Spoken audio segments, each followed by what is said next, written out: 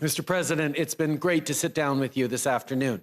This is, of course, not the first time we've worked together.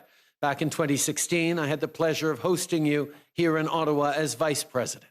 Over dinner, I remember talking about how the extraordinary friendship between Canada and the United States has not just weathered changing seasons, it has grown ever deeper and stronger. Well, today, we're taking our next step forward. The President and I discussed the ambitious new partnership roadmap based on shared values and priorities that will guide our country's work together over the coming years. In the face of COVID-19, of climate change, of rising inequality, this is our moment to act.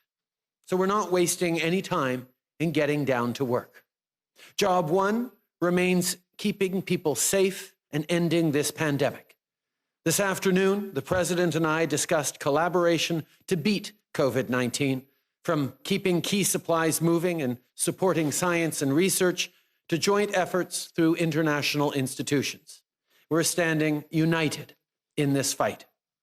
En plus de nos efforts communs pour combattre la COVID-19, of our common efforts to fight COVID-19, we discussed of our strict measures concerning travels to protect people on both sides of the border. Presently, even if our biggest priority is to make sure of security of people, we must also think to our future.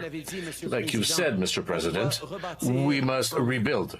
The last year has revealed all sorts of inequities in our societies, that now more than ever it's time to act. It's time to rebuild economies that will be stronger, where everybody will profit. I know the President and I are on the same page when it comes to standing up for the middle class and people working hard to join it. And with millions of families relying on the Canada-US partnership, this is work we must do together. Just take the energy industry. Canadian energy workers power homes on both sides of the border. It goes to show that we're all better off for this partnership. Today, the President and I discussed leveraging supply chains and support for businesses to create good, well-paying jobs and help people who've been hardest hit get back on their feet. Ici au Canada, l'innovation et l'énergie propre and clean energy will occupy a crucial place in our plan to rebuild our economy. The President and I have discussed of the importance of a clean growth so we can create new opportunities for Canadians and Americans, but also to protect the environment, to fight against climate changes.